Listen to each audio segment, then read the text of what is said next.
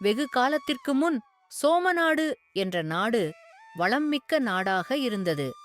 அந்த நாட்டை ஆண்ட அரசன் தேவர் என்ற ஒரு அரசன். அவனுக்கு 2 மகன்கள், அருண், விக்ரம். அரசன் தன் அரண்மனையில் ஒரு பெரிய தோட்டம் வைத்திருந்தான். உலகிலிருக்கும் எல்லா விசித்திர மரங்களும் செடிகளும் அங்கு இருந்தன. அந்த தோட்டத்தை அவன் தன் கண்களைப் போலவே கவனித்தான். அந்த தோட்டத்தில் ஒரு மரம் இருந்தது. அதில் தங்கப் பழங்கள் பழுத்தன. நாள்தோறும் காலை அரசன் தோட்டத்திற்கு வருவான். பழங்களை எண்ணிப் பார்ப்பான். ஒருநாள் பழத்தை எண்ணியபோது ஒரு பழம் குறைந்தது. அவன் கோபத்துடன் வீரர்களை அழைத்தான். என்ன காவல் காக்கிறீர்கள்? உயிரின் மீது ஆசை இல்லையா? யார் இந்த பழத்தை திருடியது? வீரர்கள் நடுங்கி தலைவன் பதிலளித்தான். அரசே, நாங்கள் அனைவரும் கடமை தவறாதவர்கள். பழம் எப்படி திருடப்பட்டது என்று தெரியவில்லை. அரசன் சொன்னான். நம்புகிறேன். இன்று அதிக வீரர்கள் காவலிருங்கள். மீண்டும் பழம் திருடப்படுகிறதா என்று பார்ப்போம். அடுத்த நாளும் பழம் குறைந்தது. இன்றும் ஒரு பழம் குறைகிறதே. என்ன காவல் காக்கிறீர்கள்? வீரர்கள் நடுங்கினர். பழம் எப்படி திருடப்பட்டது என்று தெரியவில்லை. என்று தலைவன் சொன்னான். அரண்மனைக்கு திரும்பிய பின்பு அரசன் சிந்தித்தான். நம்மால் பிடிக்க முடியவில்லை. இதற்கு சிறந்த வழியார் என்று பார்க்கலாம். மூத்த மகன் அருணை அழைத்தான். நாளை நீ காவலிரு. திருடனைப் பிடி. உன் திறமையை காட்டும் நேரம் இது. அருண் கூறினான். தந்தையே, நான் பிடித்து காட்டுகிறேன். ஆனால் நள்ளிரவு அவன் தூங்கித் தொலைந்தான். காலையில் பழம் திருடப்பட்டுவிட்டது. அரசன் கடுமையாக கத்தினான். நாளை உன் முறை. விக்ரம், உன் திறமையைக் காட்ட நேரம் இது. இளைய மகன் விக்ரம் தோட்டத்திற்கு வந்தான். நள்ளிரவு தூக்கம் வந்த போதும் அவன் தூங்கவில்லை. சிறிது நேரம் கழித்து வானத்தில் கிழக்கில் ஒளி தோன்றியது. மெதுவாக அருகில் வந்தது. அவன் புதரில் ஒளிந்து கவனித்தான். அது மரத்தில் அமர்ந்தது. பளபளக்கும் தங்க தோகையை உடைய தங்கமயில் அது. விக்ரம் சிந்தித்தான். அதுதான் நள்ளிரவில் பழங்களைத் திருடும் திருடன் என்று. விக்ரம் மெதுவாக மரத்தில் ஏறி மயிலைப் பிடிக்க முயற்சித்தான். மயில் விழித்து பயந்து அகவியபடி உடலைச் சிலிர்த்தது. ஆனால் ஒரு இறகு மட்டும் அவனின் கையில் சிக்கியது. பொழுது விடிந்தது. அங்கு வந்த அரசன் தேவர் பழமொன்று குறைவதைக் கண்டான். உன்னாலும் திருடனைக் கண்டுபிடிக்க முடியவில்லையா? என்று கேட்டான். தந்தையே, என்று விக்ரம் தன் கையிலிருந்த மயில் இறகைக் காட்டினான். பளபளக்கும் அந்த இறகைப் பார்த்தான் அரசன். இந்த மயில் இறகு இப்படி ஒளி வீசுகிறதே, இது உனக்கு எப்படி கிடைத்தது? என்று வியப்புடன் கேட்டான்.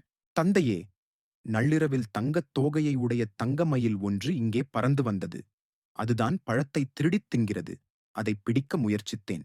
ஆனால் என் பிடியிலிருந்து தப்பித்துப் பறந்துவிட்டது. இந்த இறகுதான் என் கையில் சிக்கியது என்றான் விக்ரம். அந்த மயில் இறகை வாங்கிப் பார்த்தான் அரசன். அதன் பளபளப்பில் தன்னை மறந்தான். ஆஹா, ஒரு இறகே இவ்வளவு அழகாக இருக்கிறதே. அப்படியென்றால் அந்த தங்க மயில் எவ்வளவு அழகாக இருக்கும்? எத்தனை அதிசயப் பொருள்கள் நம் அரண்மனையில் இருந்தாலும் என்ன பயன்? தங்க மயில் இருந்தால்தான் பெருமை. அதை எப்படியும் பெற வேண்டும். என்று நினைத்தபடி அரண்மனைக்குத் திரும்பினான். அவன் தனது மகன்கள் இருவரையும் அழைத்தான். நீங்கள் என்ன செய்வீர்களோ செய்யுங்கள். ஆனால் திரும்பி வரும்போது தங்க மயிலுடன் வரவேண்டும். எவ்வளவு பணம் தேவையோ கருவூலத்தில் எடுத்துக் கொள்ளுங்கள். உடனே புறப்படுங்கள். என்று கட்டளை இட்டான். இருவரும் குதிரையில் ஏறி பயணமானார்கள். அங்கே விக்ரம் சொன்னான். அண்ணா, நாம் ஒன்றாகச் செல்வதால் பயனில்லை. இங்கிருந்து இருவரும் வெவ்வேறு சாலைகளில் செல்வோம். யாருக்கு தங்க மயில் கிடைக்கிறது என்று பார்ப்போம். அதன்படி இருவரும் வேறு வழிகளில் சென்றார்கள். விக்ரம் சென்ற சாலை அவனை அடர்ந்த காட்டுக்குள் கொண்டு சென்றது. குதிரை மிகவும் களைத்துவிட்டது. அவன் குதிரையிலிருந்து இறங்கி அருகில் மேயவிட்டான். மரத்தின் அடியில் படுத்துக்கொண்டான். களைப்பால் தூங்கிவிட்டான். பல மணி நேரத்திற்குப் பின் விழித்தான். அங்கே குதிரை காணவில்லை. ஐயோ, எவ்வளவு காலம் எனக்காக உழைத்தாய்! எந்த விலங்கு உன்னைக் கொன்றதோ தெரியவில்லை. உன்னைக் காப்பாற்றாமல் விட்டுவிட்டேனே. என்னை மன்னித்துவிடு என்று அவன் கண்ணீர் வடித்தான். அந்த நேரத்தில் ஓநாய் ஒன்று வந்து மனிதக் குரலில் கேட்டது. இளவரசே, ஏன் அழுகிறாய்? உனக்கு என்ன துன்பம் நேர்ந்தது? ஓநாயே, எனக்காக வாழ்ந்த குதிரை ஏதோ விலங்கு அதைக் கொன்று விட்டது. அதை காப்பாற்ற முடியாமல் விட்டுவிட்டேன். அதற்காகத்தான் அழுகிறேன். ஓநாய் சொன்னது, இளவரசே, நீ குதிரையை இவ்வளவு அன்புடன் நினைப்பாய் என்று எனக்குத் தெரியவில்லை. என்னை மன்னித்து விடு. உன் குதிரையை கொன்று தின்றது நான்தான். நான் பசியோடு இருந்தேன். நல்ல நேரம் உனக்கு. நீ என் கண்களில் படவில்லை. உன் குதிரைதான் பட்டது. போனது போகட்டும். குதிரைக்குப் பதில் நான் உனக்கு உதவி செய்கிறேன். விக்ரம் அதிர்ச்சியுடன் சொன்னான். நீ என்ன குதிரையா? என்னை சுமந்து செல்ல முடியுமா? நான் தங்க மயிலை தேடிப் புறப்பட்டேன். இப்போது தோல்வியடைந்து நாடு திரும்ப வேண்டியதுதான். இளவரசே, நான் சாதாரண ஓநாய் இல்லை. மந்திரம் தெரிந்த ஓநாய். என்னால் எதையும் செய்ய முடியும். நடந்தது உன் நன்மைக்குத்தான். குதிரையில் சென்றால் தங்க மயில் இருக்கும் இடத்தை அடைய பல வருடங்களாகும். ஆனால் என்னோடு வந்தால் உடனே சேர்ந்து விடுவாய். இனி நான் உன் உதவியாளர். என் சொல் கேளு. உனக்கு எந்த ஆபத்தும் வராது. என் முதுகில் ஏறி அமர்ந்து என்னை பிடித்துக்கொள். உன்னை தங்க மயில் இருக்கும் நாட்டில் சேர்க்கிறேன். விக்ரம் குழம்பினாலும் சரி, என்ன நடக்கிறதோ பார்ப்போம். என்று ஓநாயின் முதுகில் ஏறினான். உடனே அது வானத்தில் பறந்தது. காடு, மலை, கடல் எல்லாவற்றையும் தாண்டி தொலைவில் ஒரு பெரிய அரண்மனை தெரிந்தது. அதன் மதில் அருகே இறங்கியது ஓநாய். இளவரசே, தங்க மயில் இந்த அரண்மனைக்குள் இருக்கிறது. அதை பல வீரர்கள் காவல் காக்கிறார்கள். நான் சொல்வது போல நீ செய்தால் தங்க மயிலை எடுத்துக் கொண்டு வரலாம். விக்ரம் கேட்டான். ஓநாயே, என்ன செய்ய வேண்டும் சொல், அப்படியே செய்வேன். ஓநாய் மெதுவாகச் சொன்னது. இளவரசே, நள்ளிரவு வந்ததும் சுவரைத் தாண்டி அரண்மனைக்குள் செல். அப்போது எல்லோரும் தூங்கிக் கொண்டிருப்பார்கள். அங்குள்ள ஓர் அறைக்குள் நுழைய வேண்டும். அந்த அறையில் அழகான தங்கக் கூண்டில் தங்க மயில் இருக்கும். கவனமாக கூண்டிற்குள் கையை வைத்து மயிலை எடு. ஆனால் அந்த தங்கக் கூண்டைத் தொடக்கூடாது. அதைத் தொட்டால் ஆபத்து வரும். அப்படியே நடந்து கொள்கிறேன் என்று விக்ரம் சொன்னான். அவன் அரண்மனைக்குள் நுழைந்தான். அங்கே அழகான தங்கக் கூண்டில் மயில் இருந்தது. அவன் கையை நீட்டி கூண்டிற்குள் இருந்த மயிலை எடுத்தான். அந்த மயில் இறக்கைகளை அடிக்கவில்லை. அமைதியாக இருந்தது. விக்ரம் தங்க மயிலுடன் அங்கிருந்து புறப்படத் தயாரானான். பளபளக்கும் தங்கக் கூண்டு அவனை ஈர்த்தது. இந்த கூண்டிற்குள் இருந்தால்தான் தங்க மயிலுக்கு மதிப்பு. இந்த கூண்டையும் எடுத்துச் செல்வோம் என்று நினைத்தான் அவன். ஓநாயின் எச்சரிக்கையை அவன் பொருட்படுத்தவில்லை. தங்கக் கூண்டில் கையை வைத்தான். அவ்வளவுதான். அவன் கையிலிருந்த மயில் இறக்கைகளால் படபடவென்று அடித்துக் கொண்டது. அரண்மனை எங்கும் கேட்குமாறு உரத்த குரலில் அகவியது. தூங்கிக் கொண்டிருந்த வீரர்கள் விழித்தார்கள். எங்கும் திருடன், திருடன் என்ற கூச்சல் எழுந்தது. இதை எதிர்பாராத விக்ரம் திகைத்தான். தப்பிக்க வழியில்லாத அவன் வீரர்களிடம் சிக்கிக் கொண்டான். பொழுது விடிந்தது. வீரர்கள் அவனை அரசவைக்கு இழுத்துச் சென்றார்கள். அரசனின் முன் நிறுத்தினார்கள். அரசர் கோபமாக, என் உயிரினும் மேலான தங்க மயில் இது. இதைத் திருட உனக்கு என்ன துணிவு? உன்னை இனி யாராலும் காப்பாற்ற முடியாது. சாவதற்கு முன் நீ யார் என்ற உண்மையைச் சொல். அரசே, நான் சோமநாட்டு இளவரசன் விக்ரம். உங்கள் தங்க மயில் எங்கள் அரண்மனை தோட்டத்திற்கு பறந்து வந்தது. அங்கிருந்த அதிசய மரத்தின் பழங்களைத் தின்றது. நான் அதை பிடிக்க முயன்றேன். தப்பித்துப் பறந்து வந்துவிட்டது. அதனால் அதை பிடித்துச் செல்ல வந்தேன். என் மீது எந்தத் தவறும் இல்லை. அரசர், இளவரசன் என்று சொல்கிறாயே. நள்ளிரவில் திருடனைப் போல் அரண்மனைக்குள் நுழைந்திருக்கிறாயே. உன்னால் அரச குலத்திற்கே அவமானம். நீ என்ன செய்திருக்க வேண்டும்? நேராக அரசவைக்கு வந்திருக்க வேண்டும். தங்க மயில் பழங்களை திருடித் தின்றதைச் சொல்லி இருக்க வேண்டும். நான் ஆராய்ந்து நல்ல தீர்ப்பு வழங்கியிருப்பேன். நீ செய்த குற்றத்திற்கு உன்னைக் கொல்லத்தான் வேண்டும். இளவரசன் என்பதால் உயிர் பிழைக்க உனக்கு ஒரு வாய்ப்பு தருகிறேன். யாராலும் செய்ய இயலாத செயல் அது. நீ அதைச் செய்து முடிக்க வேண்டும். விக்ரம், அரசே, என்ன செயலது? பல்லவ நாட்டு இளவரசி பேரழகி. யார் பார்த்தாலும் அவள் அழகில் மயங்கி விடுவார்கள். அவளை திருமணம் செய்து கொள்ள வேண்டும். அரியணையில் என் பக்கத்தில் அவள் அமர வேண்டும். இதுவே என் ஆசை. நீ எப்படியாவது அவளை இங்கே தூக்கி வந்துவிடு. அதற்கு பரிசாக உன்னை விடுதலை செய்வதோடு தங்க மயிலையும் பரிசாகத் தருகிறேன். வேறு வழியில்லை என்பதை உணர்ந்தான் விக்ரம். அரசே, பல்லவ நாட்டு இளவரசியுடன் வருகிறேன் என்று புறப்பட்டான். ஓநாயிடம் வந்த அவன், உன் பேச்சை மீறிவிட்டேன், என்னை மன்னித்துவிடு என்று நடந்ததை சொன்னான்.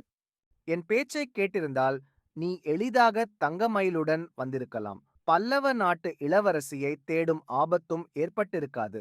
இனியாவது நான் சொல்வதை கேள். என் முதுகில் அமர்ந்து கொள். பல்லவ நாட்டுக்குச் செல்வோம். அதன் மீது அமர்ந்தான் விக்ரம். அது வானத்தில் வேகமாக பறக்கத் தொடங்கியது. பல காடுகளை மலைகளை கடந்தது. ஓர் அரண்மனையின் அருகே இறங்கியது. இளவரசே, அங்கே தெரிகிறது பல்லவ நாட்டு அரண்மனை. நீ அரண்மனைக்குள் செல். அங்கே ஒரு அறை இருக்கும். அதில் இளவரசி இருப்பாள். நீ அமைதியாக சென்று அவளை அழைத்து வா. அவள் உன்னுடன் வருவாள். அவ்வாறே செய்கிறேன் என்று கூறி விக்ரம் அரண்மனைக்குள் நுழைந்தான். அங்கு ஒரு அறையில் இளவரசி இருந்தாள். அவளை அழைத்தவுடன் ஓநாயின் மந்திர சக்தியால் அவள் உடனே வந்துவிட்டாள். பின்னர் விக்ரம் அவளை ஓநாயிடம் அழைத்து சென்றான். இளவரசே, நீயும் இளவரசியும் என் முதுகில் அமர்ந்து கொள்ளுங்கள். இளவரசி கீழே விழுந்து விடாமல் பிடித்துக்கொள். வீரர்கள் வருவதற்குள் நாம் தப்பிச் செல்ல வேண்டும். இளவரசியை ஓநாயின் முதுகில் அமர வைத்தான் அவன். தானும் அமர்ந்து கொண்டான். ஓநாய் வானத்தில் பறக்கத் தொடங்கியது. இளவரசி அழுது புலம்பியபடி இருந்தாள். விக்ரம், இங்கே உனக்கு எந்த ஆபத்தும் வராது. நான் உனக்கு துணையாக இருக்கிறேன். கவலைப்படாதே என்று ஆறுதல் சொன்னான். ஆனால் அவளோ அழுதபடியே இருந்தாள். பொழுது விடிந்தது. ஓநாய் தங்கமயில் இருக்கும் நாட்டு அரண்மனை அருகே இறங்கியது. ஓநாய் இளவரசே, அரசனிடம் இளவரசியை ஒப்படை. தங்கமயிலை பெற்றுக் கொண்டு வா என்றது. ஏதும் பேசாமல் சோகமாக நின்றான் விக்ரம்.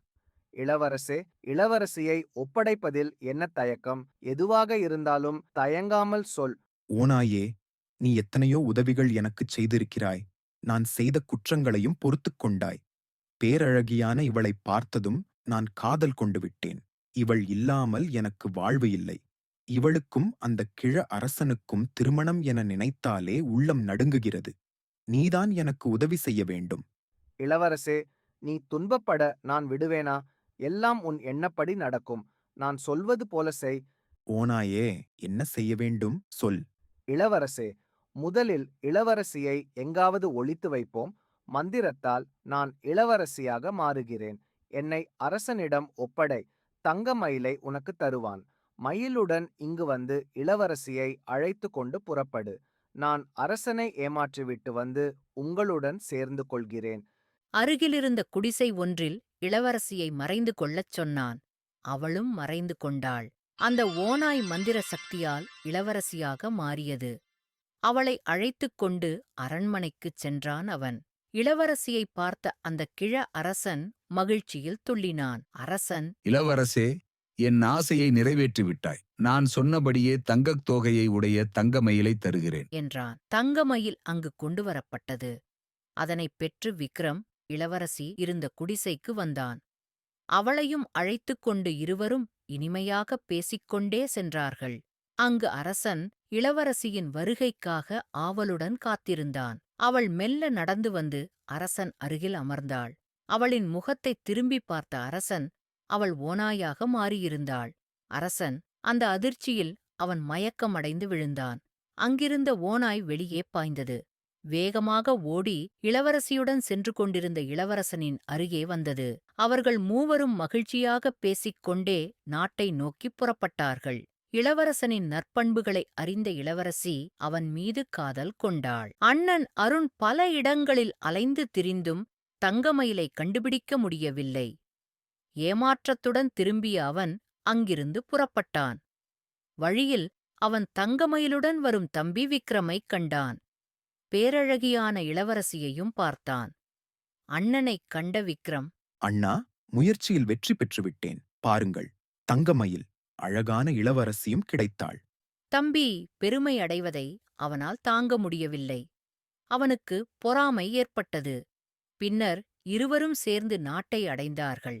தங்கமயிலுடன் வந்திருந்த விக்ரமைக் கண்டு அரசன் மகிழ்ச்சியுடன் வரவேற்றான். அழகான இளவரசியைப் பார்த்து அரசன் வியப்படைந்தான். தந்தையே, இவையெல்லாம் கிடைக்க இந்த ஓநாய்தான் காரணம். இதன் உதவி இல்லாவிட்டால் நான் உயிருடன் வந்திருக்க மாட்டேன். அவன் நடந்ததையெல்லாம் அரசரிடம் கூறினான். ஓநாய் அவர்களுடனேயே தங்கியிருந்து பல உதவிகள் செய்தது.